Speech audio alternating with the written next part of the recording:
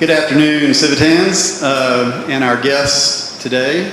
Also to the people who will be watching this on our internet feed for the candidate forum for the North Carolina Legislature. We are honored today to have guests, all of the candidates for the House districts. What we're going to do is we're going to start with 2-minute introductions, and I think what we can do is we'll start by rotating afterwards with questions, and we'll give 60 seconds on the first question to be answered, and we'll see if that's enough time. We can add to it in subsequent questions. Senator Clark, would you like to begin with an introduction? Our next speaker in order is John Carroll, who is running for House District 114. Good afternoon, fellow Civitans, and welcome to the political season. I know that you're going to have to endure a lot of this, so just sit back and relax. It only lasts another 28 days, and then we'll be past all of this. I've been a member of this club since 1977, president of the club when we had 250 members, and I've enjoyed my time here as a Civitan. We started out down in the basement here, then I moved over to the Methodist Church, and the ceiling fell in, remember that? Then we moved over here. So anyway, that's the history that we have, and we've done a lot of nice and wonderful things. Many of you may not know my background has been as a real estate broker for over 30 years here in the Asheville area. Prior to that, I was a school teacher. I was on the county school board for 8 years. I was one of the members that started the foundation, and we have progressed very well with our school system here in Buncombe County. And I believe that that's one of our ways out of this recession, is to be able to educate and train our workforce to do the job. People need to graduate from high school with the idea that they can go to a 2-year institution, a 4-year institution, be able to take classes and be ready to go on the first day. Or if they don't want to do that, they can at least get a profession. They can go out and earn a living in our economy. We have a great problem in North Carolina in terms of poverty.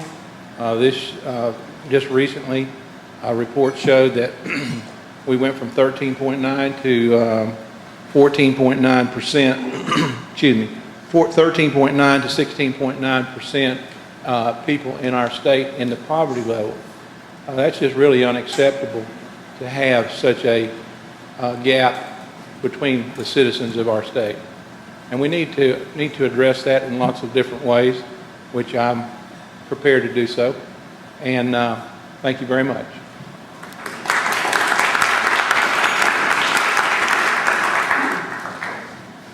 Next, I'm going to start with a question because I think the testimony of this club, the importance of education, is absolutely crucial, is why we give out $21,000 in scholarships to high school graduating or student graduating from each of our 7 public high schools in Buncombe County.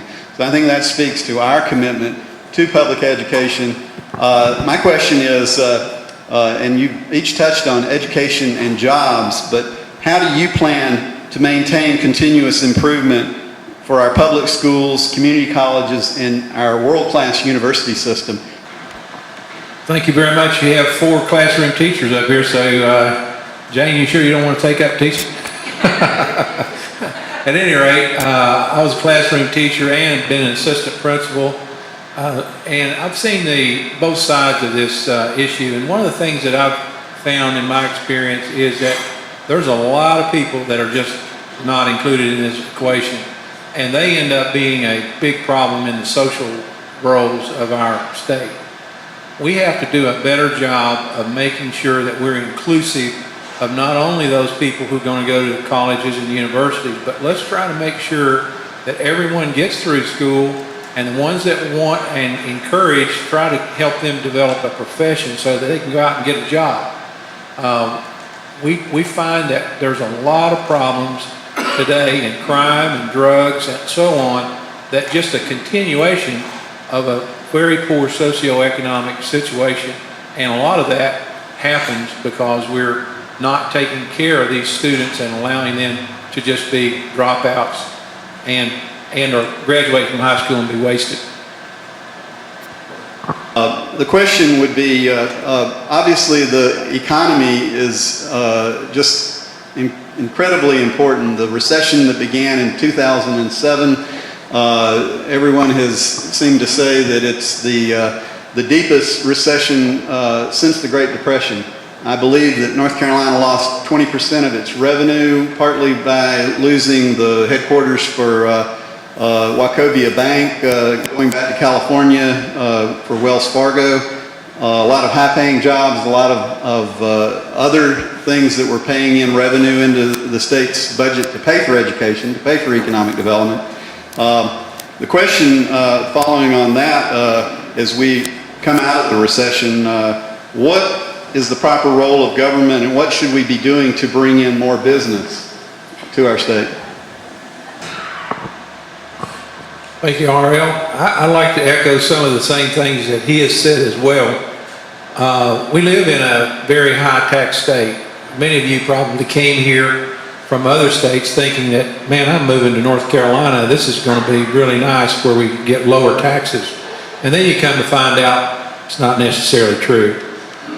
We have some of the highest business taxes of any state that borders our state.